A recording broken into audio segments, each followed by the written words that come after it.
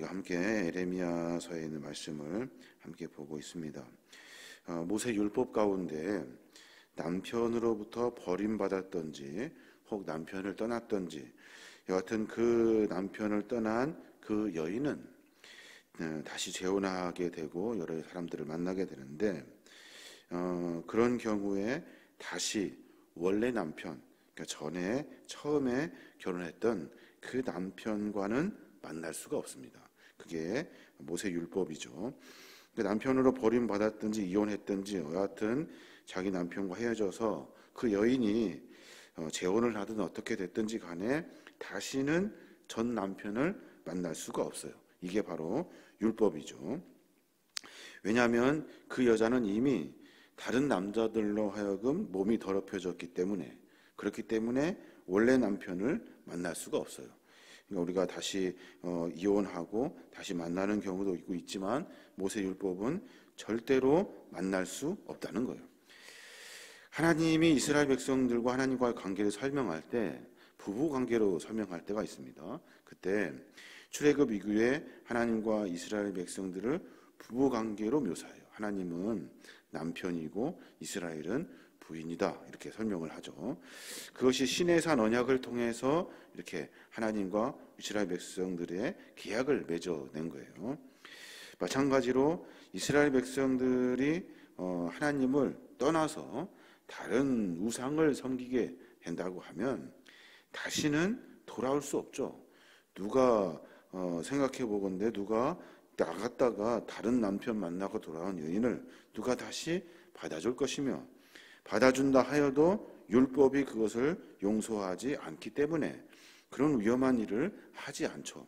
근데 오늘 말씀에 보면 하나님은 이스라엘 백성들이 아무리 떠나도, 이스라엘 백성들이 하나님이 아니라 다른 우상신을 섬겨도 거기에 충성하고 순결을 빼앗기고 간음해도 하나님은 이스라엘 백성들이 돌아오면 받아주신다라고 약속해주고 계셔요.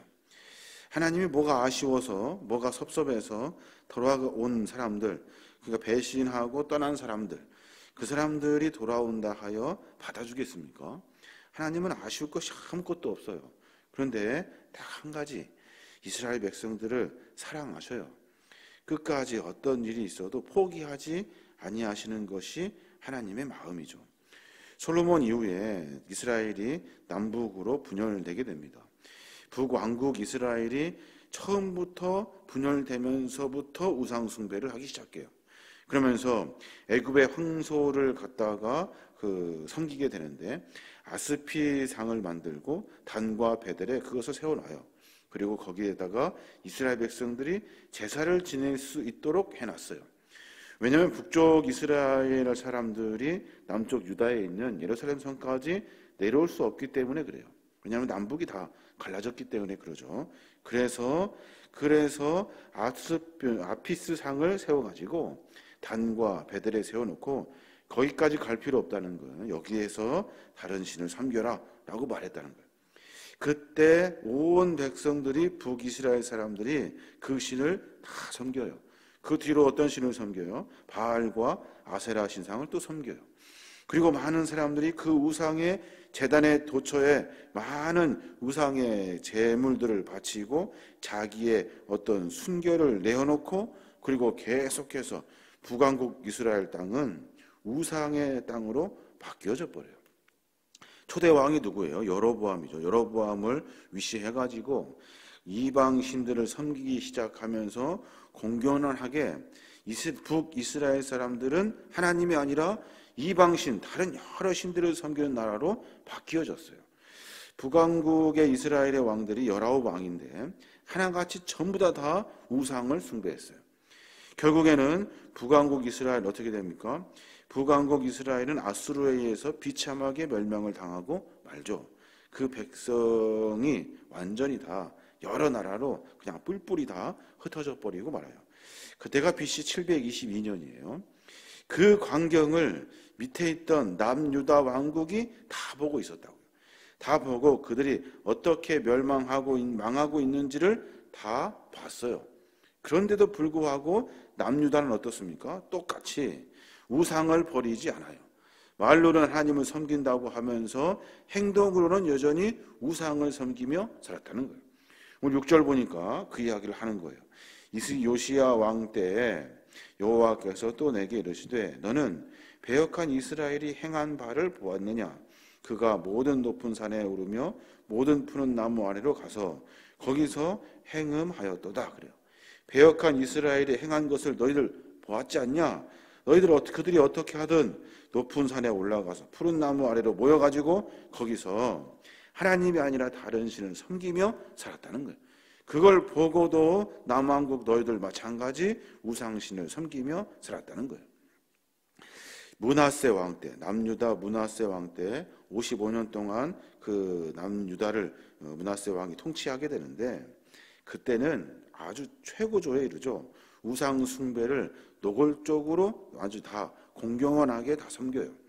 심지어는 왕의 그 자식을 그 몰렉 신에게 바칠 정도로 완전히 이방신에 완전히 그 나라 왕과 백성들이 다 빠져버렸어요. 완전히 다 철저하게 하나님이 아니라 이방신만 섬겨요. 이스라엘 남쪽에 보면 흰놈 골짜기라는 곳이 있어요. 흰놈 골짜기. 그 골짜기가 왜 흰놈인지, 왜 그러냐면 그 인신 제사를 하는 곳이에요. 아주 깊은 골짜기죠. 흰놈이 뭐예요? 사륙의 골짜기라는 뜻이에요. 사람을 죽여서 바치는 골짜기. 그 골짜기에서 수많은 우상신들에게 자식들을 바쳤다는 거예요. 자식들을 다 죽여서 우상신에게 바쳤다는 거죠. 남이스라엘, 남왕국도 그러고 북이스라엘도 그러고 순전히 전부 다 우상신을 섬기는 숭악한 백성들이 되어버리고 말았다는 거죠. 하나님이 그 광경을 보시고 마음 가운데 어떤 마음이 드셨을까 한 생각을 해보게 됩니다. 그냥 싹 정리해버리면 간단할 일을 하나님은 기다리시고 용서하시고 돌아온다면 받아주시려고 마음 가운데 작정을 하셔요. 14절에 보니까 그러잖아요. 여호와의 말씀이니라 배역한 자들아 돌아오라. 나는 너희의 남편임이라. 내가 너희를 성읍에서 하나와 족속 중에서 둘을 택하여 너희를 시온으로 데려오겠고 라고 말해요. 주님 말씀하셔요. 배역한 자들아 라고 말씀하시면서 내가 누구니? 내가 너희의 남편 아니냐? 라고 말하면서 아무리 우상신을 섬기고 다른 곳에 딴짓하고 다녀도 마음 돌이켜 다시 돌아와라. 그럼 내가 너희를 택하여 주겠다. 그리고 시온으로 데리고 가겠다 라고 말씀하고 계시는 겁니다.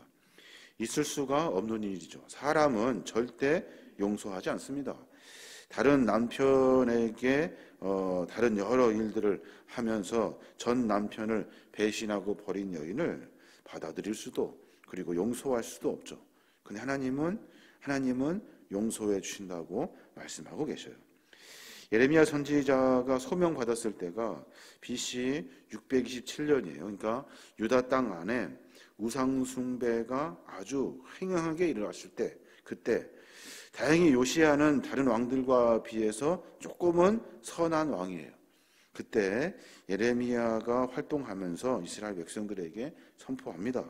돌아오라고. 다시 우리가 하나님과 부부 관계를 맺어서 하나님과 함께 믿음과 신앙 안에 살자고. 이제라도 회개하고 돌아오면 하나님은 우리를 용서하실 것이다 라고 선포하고 있는 겁니다. 하나님은 어떤 분이십니까? 하나님은 우리가 아무리 잘못하여도 행음한다 하여도 하나님은 돌이켜 돌아오는 백성들을 용서하시는 분이 하나님이셔요. 인간은 숭악해서 그것을 이용해도 좋은데 이용하지도 못해요. 왜요? 여전히 자기의 죄악이 즐기기 때문에 그래요. 죄악을, 자기의 욕망을 즐기는 것에 한눈이 팔렸기 때문에 그래요. 하나님이 어떤 분이신지 안다면, 그럼에도 불구하고 용서하시는 하나님을 안다면, 자기들이 무슨 죄를 지었는지 깨닫는다면 돌아올 수 있을 것인데, 이스라엘 백성들은 그 모든 것도 깨닫지를 못한다는 거죠. 사람이 그래요. 사람이 자기가 무슨 잘못을 하고 있는지, 자기가 무슨 죄를 지은지, 내가 지금 어디로 가고 있는지를 모르는 미련함이 사람에게 있어요. 그렇기 때문에 아무리 하나님이 돌아와라 돌아와라 선포하고 또 선포해도 사람은 무슨 말인지 못 알아들어요. 그래서 결국에는 돌아오지 못하게 되는 거예요. 이스라엘 백성들이 우상을 깎습니다. 우상이 뭐예요? 깎을 우자에 형상상자 아닙니까? 비슷하게 깎아내는 것이 우상이죠. 비슷하게 깎아내는 것이기 때문에 그것은 허상이에요. 아무것도 아니에요. 그런데 사람들이 비슷하게 깎아놓은 것을 가지고 신이라고 섬겨요. 하나님 볼 때는 참 어이가 없죠. 한심하기 짝이 없어요. 그런데 사람들은 거기에 그냥 풍덩 빠져버려요. 자기들이 무슨 일을 하는지도 모를 만큼 그 일을 하면서 그것이 마치 최고의 무슨 일인 것처럼, 최고 좋은 일인 줄 알고 자기가 하는 일이 최고의 가치인 줄 알고 거기에 그냥 빠져서 살아가게 된다는 거예요. 이스라엘 백성들의 모습을 보시고 하나님이 예레미야를 통해서 선포하게 하시는 거예요. 못 알아들을 거야. 아마 못 알아들을 거야. 그리고 돌아오지도 않을 거야. 그리고 그들은 절대 알지 못할 거야. 그런데 돌아오면 내가 용서해 준다고 전해 주어라 라고 하나님께서 예레미야를 통해 선포하게 하시는 겁니다. 우리의 신앙의 모습도 다시 한번 점검해 봤으면 좋겠는데, 우리 역시 하나님을 섬긴다고 하지만 사실은 우상을 우리 안에 두고 살죠. 늘 우리가 좋은 것, 하나님보다 더 중요하게 생각하는 것을 마음 가운데 두고 살아요. 뿐만 아니라 하나님을 벗어나는 일, 하나님의 뜻에 반하는 일들을 우리가 마치 내 안에 가치인 것처럼, 최고의 선인 것처럼, 마치 그것이 정의인 것처럼 선포하며 정신없이 달려갈 때가 있어요. 아무리 주변에서 말하고 하나님이 말씀을 선포하고 깨닫게 하여도 듣지를 못합니다. 사람이 그래요. 사람은 절대로 돌아오지 못합니다. 이것이 하나님과 인간의 이스라엘 백성들의 삶의 모습 가운데 하나님이 말씀하시는 거예요. 그걸 깨닫지를 못하게 한다. 결국에는 어떻게 됩니까? 북이스라엘을 망하고 남유다 망합니다. 그들은 어떻게 돼요? 결국에는 메시아 예수 그리스도도 이스라엘이 받아들이지 못해요. 결국에는 어떻게 됩니까? 이스라엘 땅 전부 다 흩어집니다. 2000년 동안 뺑뺑 돌고 돌아다니다가 결국에는 1940 몇 년쯤에 조그만 이스라엘 땅이라고 해서 그 땅에 정착하며 살아요. 결론은 뭡니까? 사람들은 하나님 말씀 듣지 않는다는 거예요. 사람들은 절대 돌아오지 않는다는 거예요. 그런데 하나님은 우리를 끝까지 포기하지 아니하신다는 거예요. 이게 하나님의 은혜라는 거예요. 우리는 어디 대열에 섰는지를 분명히 깨달아야 돼요. 하나님의 쪽에 서서 하나님과 함께 가고 있는지, 아니면 내 생각과 내 판단이 옳다고 오해하고 착각하고 생각하여서 내가 하나님이 아니라 하나님을 섬기는 것 같은데 우상을 섬기고 있는지, 말씀하시는 것을 듣지 못하고 깨닫지 못하여 돌이키지 못하는 어리석음이 우리 안에 있는지 한번 깊이 생각해 볼 필요가 있는 겁니다. 오늘 말씀을 보면서 우리의 참 미련함을 보게 됩니다. 하나님은 그럼에도 불구하고 다 세상 사람들은 받아줄 수 없는 그 남편이 뺑뺑뺑 돌아다니다가 별짓 다 하고 돌아다니는 여인이 돌아오면 다시 아내로 맞아주신대요. 불가능한 일이에요. 그런데 하나님은 그러신 분이라는 거예요. 근데 우리는 돌아가지 못한다는 거죠. 우리가 돌아가지 못하는 상태가 되기 전에 얼른 빨리 하나님이 부르심에 응답해야 할 거예요. 어려운 일이지만 내가 중요하다고 생각하는 것을 한 번쯤 내려놓을 수 있어야 돼요. 내려놓고 다시 원점에서 생각해 볼 필요가 있어요. 이게 신앙 안에서 가장 중요해요.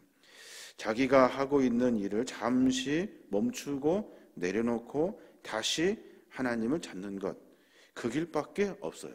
왜냐하면 인간은 한 번 빠져들면요, 그것이 자기의 신념이 돼버리거든요.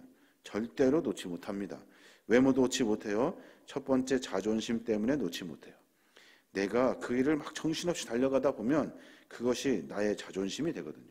어떤 상처를 받거나 그거에 대한 질책을 받거나 뭐가 잘못됐다는 이야기를 견디지를 못해요. 또 하나는 뭐예요? 또 하나는 이제 이미 돌이킬 수 없을 만큼 많이 와버렸거든요. 돌이킬 수 없을 만큼 많이 왔어요. 그렇기 때문에 그냥 가는 거예요. 그냥 이런 여러 미련한 일들이 우리 안에 벌어지고 있는 겁니다.